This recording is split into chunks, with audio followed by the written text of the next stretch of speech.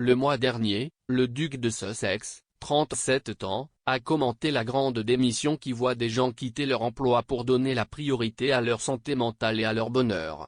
Un expert royal a affirmé que le duc avait été influencé par sa femme, car l'image de marque du couple semblait devenir plus progressiste et en contact avec les jeunes générations. Selon l'auteur royal Pauline McLaren, les récents commentaires du duc de Sussex sur la priorité à notre santé mentale sont particulièrement populaires pour son public cible et celui de Meghan. Elle affirme que Meghan et Harry sont plus attrayants pour la jeune génération que la famille royale établie. Elle note que c'est parce que Harry dit qu'il est normal d'abandonner la course folle qui voit les gens se battre dans une lutte pour la richesse ou le pouvoir, dans un mouvement qui, selon elle, a une ambiance hippie. Madame McLaren, professeure de marketing et de recherche sur les consommateurs à l'Université Royal Holloway, a ajouté que le sujet des personnes cherchant activement à changer leur situation pour se rendre plus satisfait était une tendance certaine à l'heure actuelle. Elle a déclaré, il y a aussi une réévaluation de ce à quoi les gens dépensent leur argent et une plus grande volonté de rechercher la qualité de vie plutôt que de rechercher la richesse économique juste pour le plaisir. Elle a déclaré à express.co.uk, plutôt que d'être déconnectée, sa célébration des démissions d'emploi résonnera particulièrement auprès du public cible de Harry et Meghan, les millénials et la génération Z. Je suis sûr que ces opinions sont influencées par Meghan, mais elles correspondent également à leur image de marque commune pour les raisons ci-dessus.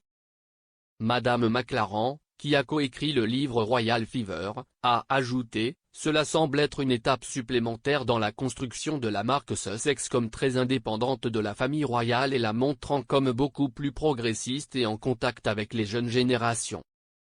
Il y a même une ambiance hippie à propos de l'idée d'abandonner la course folle et de rechercher un style de vie plus épanoui. Le couple a également fait appel à un marché plus jeune que les membres établis de la famille royale, grâce à des apparitions dans des émissions de discussion américaines répandues qui sont populaires auprès de la génération Z et de la génération Y. En novembre, la duchesse de Sussex est apparue dans The Ellen DeGeneres Show et s'est davantage éloignée de la famille royale en commentant une question politique. En règle générale, les membres de la famille royale doivent rester politiquement neutres et s'abstenir de commenter des questions potentiellement litigieuses dans un cadre public. Depuis qu'elle a quitté ses fonctions royales, la duchesse a écrit des lettres au Congrès américain appelant à un congé parental payé pour tous les citoyens et en a discuté avec Hélène lors de sa comparution. Plus tôt cette année, Harry est apparu dans The Late Late Show avec l'animateur de talk-show James Corden, où il s'est ouvert sur la vie aux États-Unis. Après s'être éloigné des fonctions royales, Harry et Meghan se sont installés à Montecito, en Californie, où ils vivent avec deux enfants, Archie, 2 ans, et Lilibet, née en juin. Le comédien britannique a interviewé Harry dans un style inhabituel alors que le couple entreprenait une visite de la menant la première interview de Harry depuis qu'il s'est éloigné de la firme d'un bus à toit ouvert.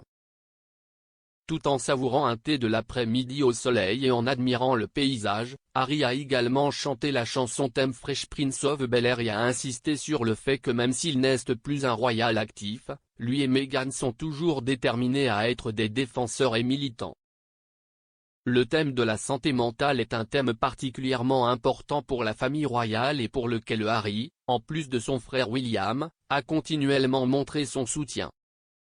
Plus récemment, lors d'une interview en table ronde avec le magazine économique américain Fast Company, Harry a parlé de son rôle de responsable de l'impact avec la start-up californienne de santé mentale BetterUp, et a noté comment les personnes quittant leur emploi étaient exacerbées par la pandémie mais étaient un problème important avant cela.